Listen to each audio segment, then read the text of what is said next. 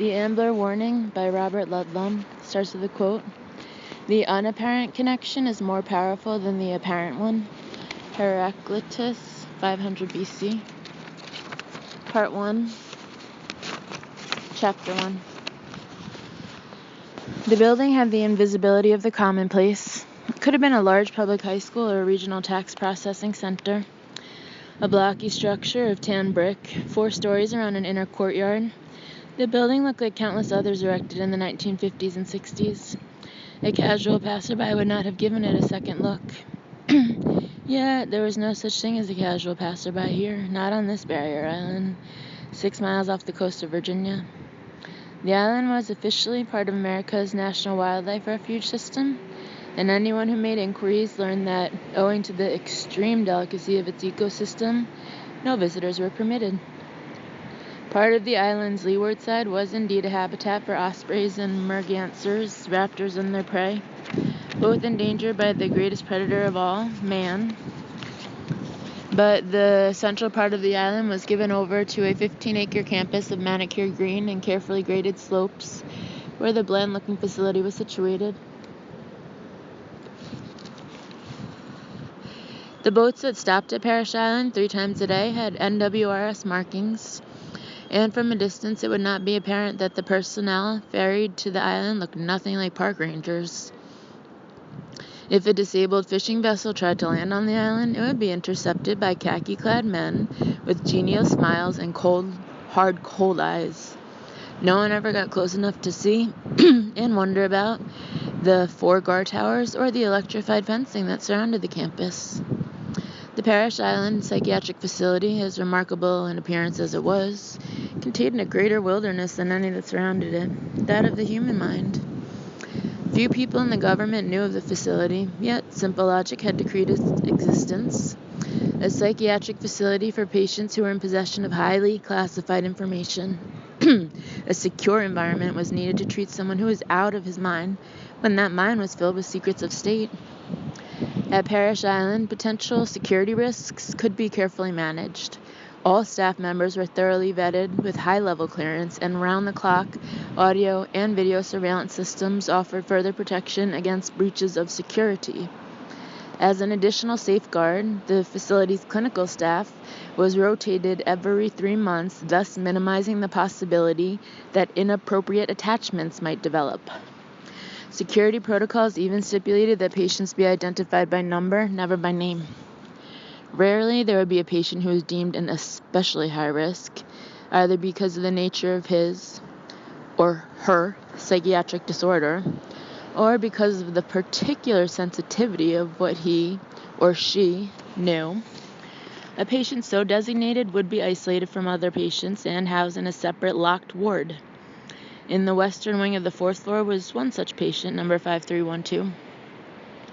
A staffer who had just rotated to Ward 4W and encountered patient number 5312 for the first time could be sure of only what could be seen: that he was 6 feet tall, perhaps 40 years of age, that his close-cropped hair was brown, his eyes an unclouded blue.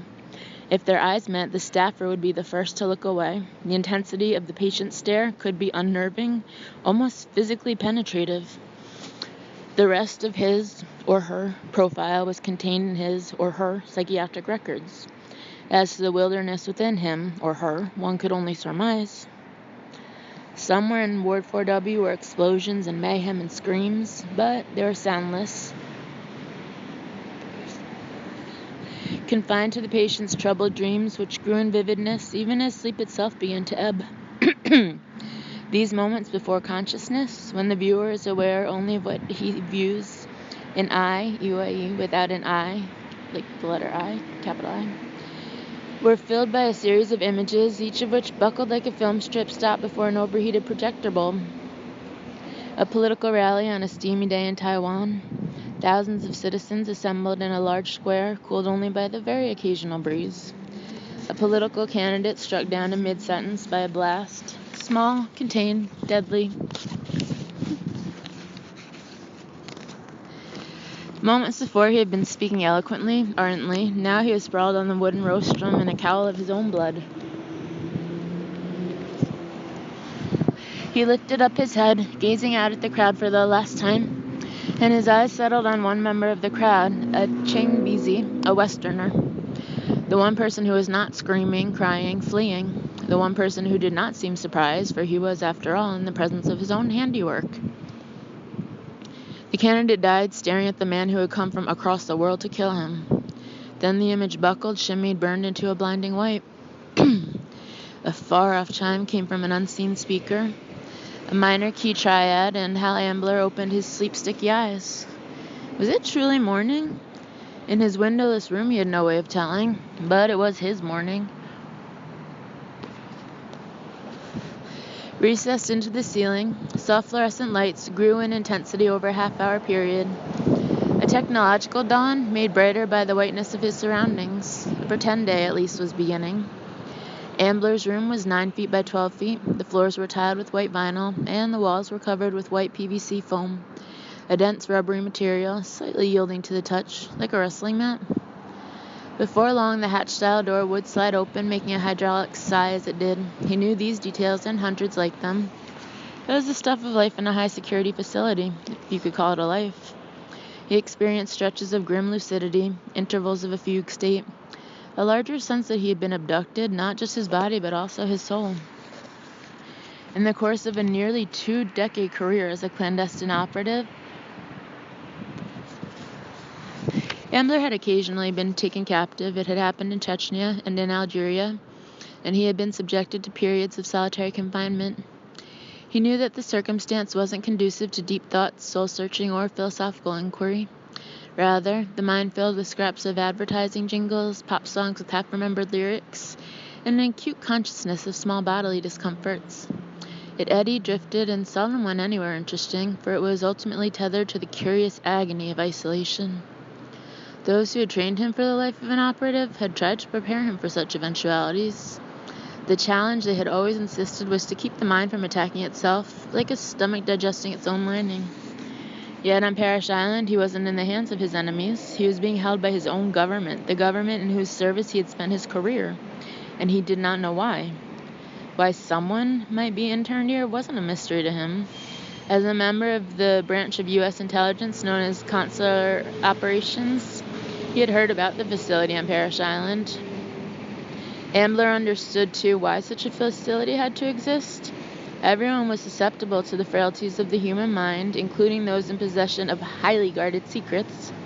But it was dangerous to allow just any psychiatrist access to such a patient. That was a lesson learned the hard way during the Cold War, when a Berlin-born psychoanalyst in Alexandria, whose clientele included several top government officials, came to be exposed as a conduit to East Germany's notorious Ministerium für Staatssicherheit. Yet none of this explained why Hal Ambler found himself here ever since. How long had it been? His training had stressed the importance of keeping track of time. When in confinement, somehow he had failed to do so. And his questions about duration went unanswered. Had it been 6 months? A year? More? There was so much he did not know. One thing he did know was that if he did not escape soon, he really would go mad. Routine. Ambler could not decide whether the observance of it was his rescue or his ruin. Quietly and efficiently, he completed his personal calisthenics regimen, finishing with 100 one-arm push-ups, alternating between left and right. Ambler was permitted to bathe every other day. This was not one of them. At a small white sink in a corner of his room, he brushed his teeth. The toothbrush handle, he noticed, was made of a soft rubbery polymer, lest a piece of hard plastic be sharpened into a weapon. He pressed a touch latch and a compact electric shaver slid from a compartment above the sink. He was permitted precisely 120 seconds of use before he had to return the sensor-tagged device to its security compartment. 100 seconds? 120 seconds of use to its security compartment. Otherwise, an alarm would chime. After he finished, Ambler splashed water on his face and ran his wet fingers through his hair, finger combing it into some sort of order. There was no mirror, no reflective surface anywhere. Even the glass in the ward was treated with some anti-reflective coating, all to some therapeutic end, no doubt. He donned his quote-unquote day suit, the white cotton smock and loose elastic-waisted trousers that were the inmate's uniform. He slowly turned when he heard the door slide open and smelled the pine-scented disinfectant that always lingered around the hallway. It was, as usual, a heavy-set man with a brush cut, dressed in a dove-gray poplin uniform, a cloth tab carefully fastened over his pectoral nameplate, another precaution that the staff took on this ward. The man's flat vowels made it clear that he was a Midwesterner, but his boredom and incuriousness were contagious. Ambler took very little interest in him. More routine. The orderly carried a thick nylon mesh belt in one hand. "Raise your arms," was the grunted instruction as he came over and placed the black nylon belt around Ambler's waist. Ambler was not permitted to leave his room without the special belt. Inside the thick nylon fabric were several flat lithium batteries. Once the belt was in place, 2 metal prongs were positioned just above his left kidney. The device was officially known as a REACT belt, the acronym standing for Remote Electronically Activated Control Technology, was typically used for the transport of maximum security prisoners. In Ward 4W, it was an item of daily attire. The belt could be activated from as far away as 300 feet and was set to deliver an 8-second charge of 50,000 volts. The blast of electricity would knock even a sumo wrestler to the floor, where he would twitch uncontrollably for 10 or 15 minutes. Once the belt was snap-locked in place, the orderly escorted him down the white-tiled hallway for his morning medications. Ambler walked slowly, lumberingly, as if he were wading through water. It was a gait that frequently resulted from high serum levels of antipsychotic medications, a gait that everyone who worked in the wards was familiar with. Ambler's movements were belied by the swift efficiency with which his gaze took in his surroundings. That was one of the many things the orderly failed to notice. There were few things that Ambler failed to notice. The building itself was decades old, but it had been regularly refurbished with up-to-date security technology. Doors were opened by chip cards that contained transponder wafers rather than keys, and major gateways required retinal scans to operate so that only authorized personnel could pass. About 100 feet down the hall from his cell was the so-called evaluation room, which had an internal window of gray polarized glass that allowed for observation of the subject within, while making it impossible to observe the observer. There, Ambler would sit for regular psychiatric evaluations, that's in quotes, by the way, the purpose of which seemed as elusive to the physician in attendance as it was to him. Ambler had known true despair in recent months, and not as a matter of psychiatric disturbance. Instead, his despair flowed from a realistic estimation of his prospects for release. Even in the course of their 3-month rotations, the staff had, he sensed, come to regard him as a lifer, someone who would be interned at the facility long after they had left it. Several weeks ago, however, everything had changed for him. There was nothing objective, nothing physical, nothing observable. Yet the plain fact was that he had reached someone, and that would make all the difference. More precisely, she would. She already had begun to. She was a young psychiatric nurse, and her name was Laurel Holland, and it was as simple as this: she was on his side. A few minutes later, the orderly arrived with his lead-footed patient at a large semicircular area of Ward 4W called the lounge. Lounge. Neither the noun nor the verb was necessarily appropriate. More accurate was its technical designation, surveillance atrium. On one end was some rudimentary exercise equipment and a bookshelf with a 15-year-old edition of the World Book Encyclopedia. On the other was the dispensary. A long counter, a slat-like sliding window of wire mesh glass, and visible through it, a shelf of white plastic bottles with pastel-colored labels. As Ambler had come to learn, the contents of those bottles could be as incapacitating as manacles of steel. They produced torpor without peace, sluggishness without serenity. But the institution's concern was not peace so much as pacification. 6 orderlies had gathered in the area this morning. It was not unusual. Only for the orderlies did the designation lounge make sense. The ward had been designed for 12 patients. It served a population of 1. As a result, the area became informally a sort of rest and recreation center for orderlies who worked in more demanding wards. Their tendency to congregate here, in turn, to increase the security in this one. Hi, Barry. Hi. As Ambler turned and nodded at a pair of orderlies seated at a low foam cushion bench, He allowed a slow rivulet of drool to roll down his chin. The gaze he turned toward them was unfocused and hazy. He had already registered the presence of 6 orderlies, as well as the attending psychiatrist and Ambler's one lifeline, the psychiatric nurse. "Candy time," one of the orderlies said. The other snickered. Ambler made his way slowly to the dispensary where the auburn-haired nurse was waiting with his morning's pills. An imperceptible flicker, a fleeting glance, a fractional head nod passed between them. He had learned her name by accident. She'd spilled a cup of water on herself, and the fabric that was supposed to conceal her acetate nameplate became wet and translucent. Laurel Holland. The letters were ghosted beneath the fabric tab. He'd said her name aloud in a low voice. She seemed flustered, yet somehow not displeased. With that, something was sparked between them. He studied her face, her posture, her voice, her manner. She was in her 30s, he figured, with hazel eyes flecked with green, and a lithe frame, smarter and prettier than she realized. Conversations between them were murmured and brief, nothing that would attract notice from the surveillance systems, but a great deal was conveyed even through an exchange of glances and hovering smiles. As far as the system was concerned, he was patient number 5312, but by now he knew that he was much more than a number to her.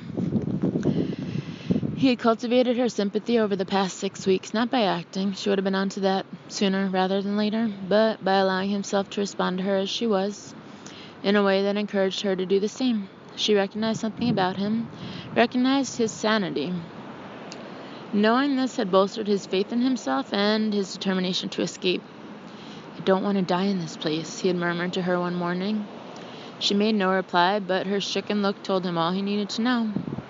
"Your meds," she had said brightly the next morning, placing 3 pills on his palm that looked slightly different from the usual dulling neuroleptics.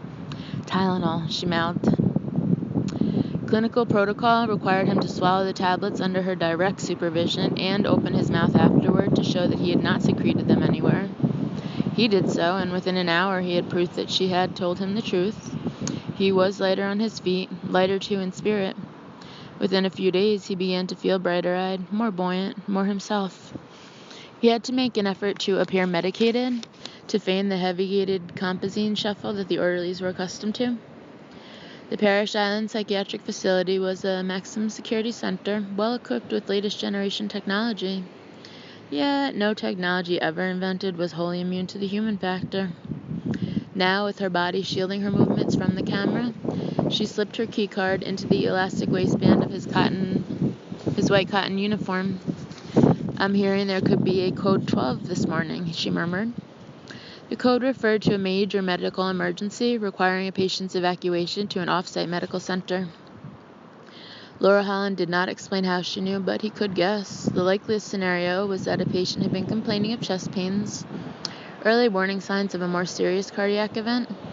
They would be monitoring the situation, knowing that if there were further signs of sudden arrhythmia, the patient would have to be removed to an ICU on the mainland. Ambler remembered one previous code 12. An older patient had suffered a hemorrhagic stroke and recalled the security procedures that had been followed. As formidable as they were, they represented an irregularity. An irregularity he might be able to exploit. "Listen," she whispered, "and be ready to act." 2 hours later, hours of glazed silence and immobility on Ambler's part, an electronic chime sounded, followed by an electronic voice. "Code 12, Ward 2 East." The pre-recorded voice was of the sort heard in airport shuttle trains and modernized subway cars, unsettlingly pleasant. At once, the orderlies were on their feet. Must be the old guy in 2E, his second MI, right? Most of them left for the second-floor ward, both the chime and the message repeated at frequent intervals. An elderly heart attack victim, then, just as one would have predicted. Ambler felt a hand on his shoulder, the same thick-set orderly who had been at his door earlier in the morning. "Standard procedure," the man said. "Patients return to their rooms during all emergency protocols." "What's going on?" Ambler asked, thick-tongued and dull. "Nothing you need to worry about. You'll be safe and sound in your room." Translation: lockdown. "Now come with me." Long minutes later, the 2 men were in front of Ambler's room. The orderly presented his card to the reader, a gray plastic device mounted at waist level near the door, and the hatch-style door slid open. "In you go," the thick-set Midwesterner said. "Need help to..." Ambler took a few steps toward the threshold and then turned back to the orderly, gesturing helplessly toward the porcelain commode. "Ah, hell," the orderly said. His nostrils flared in disgust and followed Ambler into the room. "You only get one go. No mistakes." As the orderly came over to him, Ambler stooped, keeping his legs slightly bent at the knees as if he were starting to crumple. Suddenly he shot upward, ramming the man's jaw with his head. Panic and bewilderment showed in the orderly's face as the jarring force of impact was absorbed. The shuffling, narcotized inmate had turned into a whirlwind of activity. What had happened? Moments later, the orderly fell heavily to the vinyl tile floor, and Ambler was on him, going through his pockets. No mistakes. He could not afford even one.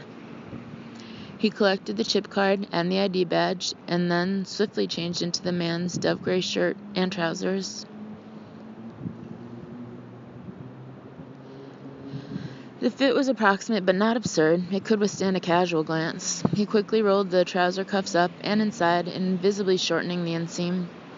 The waist of the trousers rode over the stun belt. He would have given almost anything to be rid of it, but this was physically impossible in the time he had. All he could do was cinch in the uniform's gray fabric belt and hope the black nylon mesh of the reactive ice remained concealed. Holding the orderly's chip card to the internal card reader, he opened the door to his room and glanced out. There was nobody in the hallway just now. All non-essential staff had been dispatched to the scene of the medical emergency. Would the hatch close automatically? He couldn't afford to be wrong. Stepping into the hallway, Ambler held the card to the outside reader. After a couple of clicks, the door slid shut. Now he raced a few yards to the wide push-bar-equipped door at the end of the hallway. One of the 4-point electrolatch doors, locked, of course. He presented the same key card he had just used, heard a few clicks as the lock motor turned over. Then nothing. It remained locked. This wasn't a passageway or authorized for orderlies. He realized why Laura Holland had given him her chip card.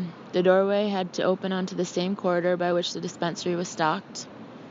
He tried her key card. This time the door opened. He found himself in a narrow service corridor, dimly lit by a strip of low-wattage fluorescence. He looked right, taking in the wheeled linen cart at the other end of the corridor, and crept toward it. It was obvious that the janitors hadn't visited the area yet today. There were cigarette butts on the floor and cellophane wrappers, and then his shoe encountered something flat and metal. An empty can of Red Bull that someone had stomped on. Responding to an indistinct intuition, Ambler stuck it in his back pocket. How much time did he have? More concretely, how long before the orderly's disappearance would be noted? Within a few minutes, the Code 12 would be concluded and someone would be sent to retrieve Ambler from his room. He had to get out of the building as fast as possible. His fingertips brushed against something projecting from the wall. He had found it, the metal lid of the laundry chute. He climbed inside, holding onto the entrance ledge with both hands and feeling around him with his legs. He had worried that the chute might be too small. In fact, it was too large, and there was no side-mounted scuttle ladder as he dared hope. Instead, the chute was lined with smooth sheet steel. To stop from falling, he had to press against opposite sides of the chute with both his hands and his sneaker-clad feet. He slowly lowered himself down the chute, repositioning each of his limbs in strenuous sequence. The muscular strain imposed was terrific, and before long, terrifically painful. Rest was not an option. Muscles had to be exerted at all times, or else he would plunge in what seemed to be a straight drop.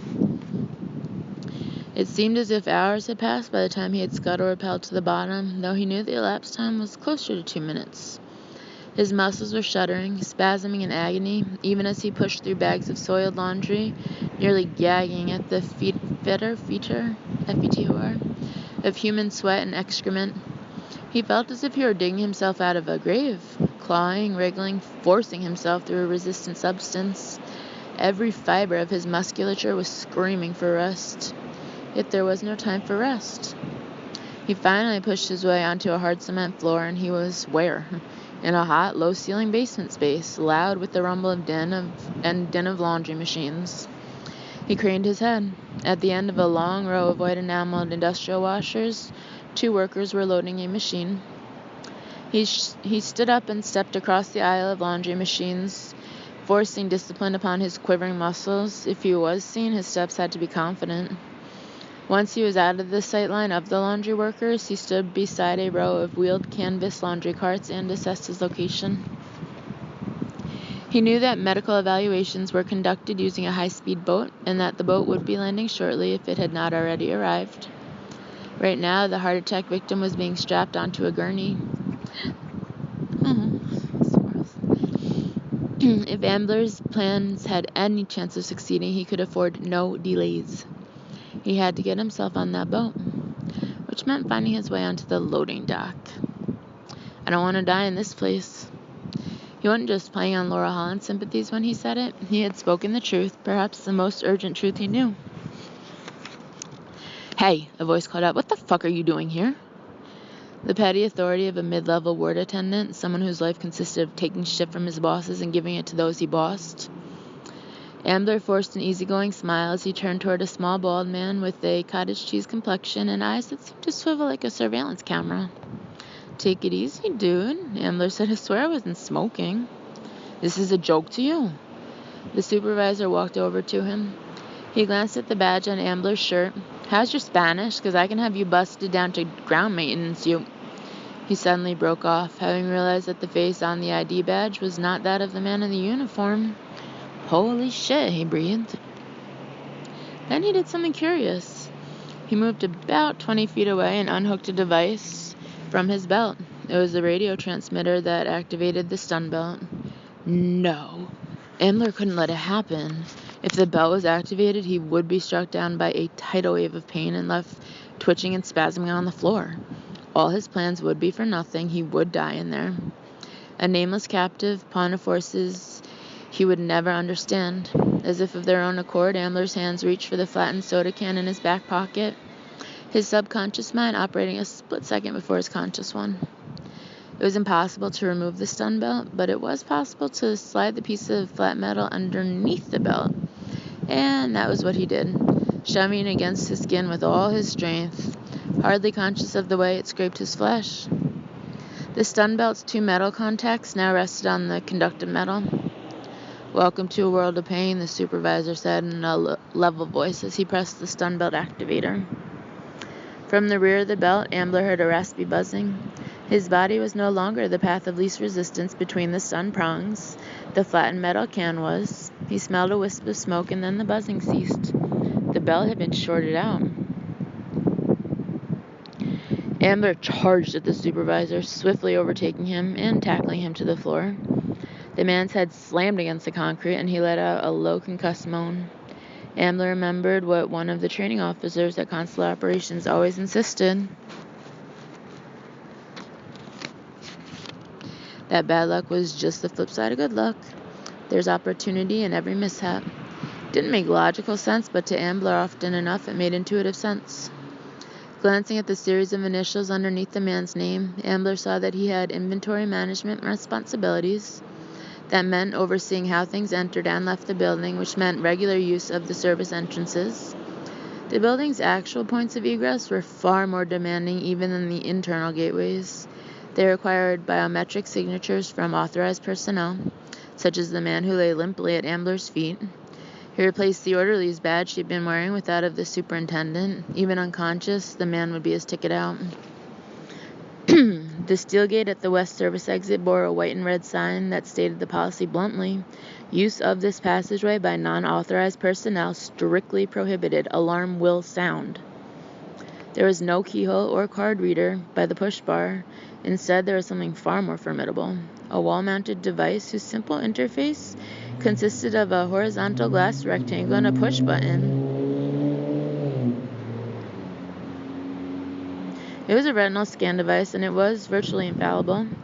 The capillaries that emerge from the optic nerve and radiate through the retina had a unique configuration in every individual. Unlike fingerprint-based readers, which worked with only 60 indices of resemblance, retinal scans involved many hundreds of them. As a result, retinal scan devices had a false accept rate that was essentially zero. Which wasn't the same as foolproof. "Say hello to your authorized personnel," Ambler thought as he put his arms beneath those of the unconscious supervisor, hoisting him before the scanner and holding his eyes open with his fingers. He pushed the button with his left elbow, and 2 bursts of red light came from the scanner glass.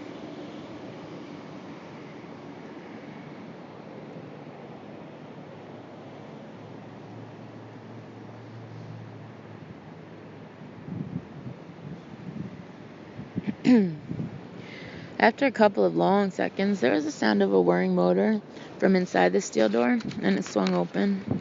Ambler let the man drop to the floor, walked through the gate, and then up a short flight of concrete steps. He was at a loading dock at the west side of the building, breathing unfiltered air for the first time in a very long while. The day was overcast, cold, wet, dismal, but he was outside. A giddy, silly feeling rose in him, fleetingly, clamped down by a larger anxiety. He was in greater danger than ever before. From Laurel Holland, he knew about the electrified perimeter fencing. The only way out was to be officially escorted out, or to be one of the official escorts. He heard the distant sound of a motorboat, and then, closer by, another motorized sound. An electric vehicle, like an oversized golf cart, was driving up to the south side of the building. In short order, a gurney was wheeled up to the back. The electric cart would take the patient to the boat. Ambler took a deep breath, strode around the building, and ran up to the vehicle, banging on the driver's side. The driver regarded him warily. "You're calm. You're bored. It's just a job." "They told me I was supposed to stick with the heart attack guy all the way to the medical center," Ambler said, climbing aboard. "Meaning I'm no happier with the assignment than you are." "Newbies get all the shit jobs," he went on. The tone was a mild complaint, the message one of apology.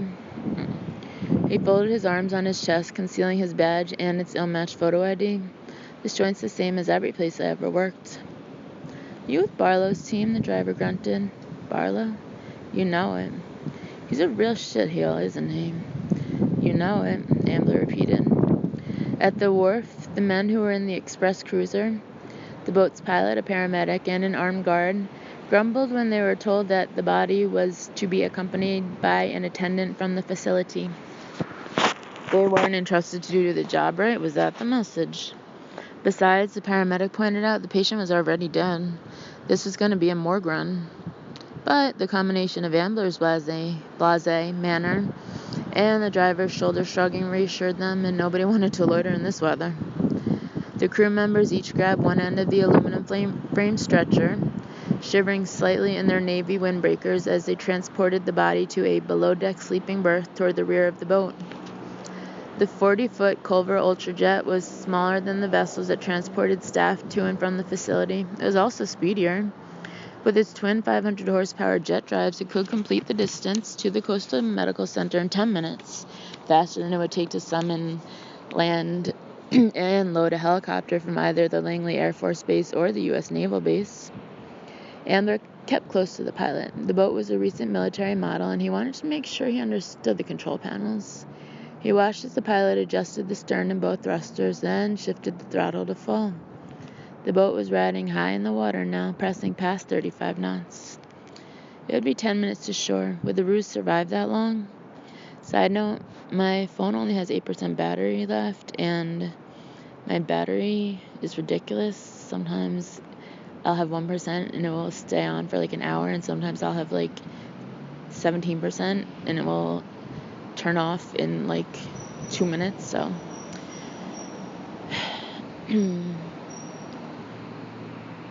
to resume chapter 1,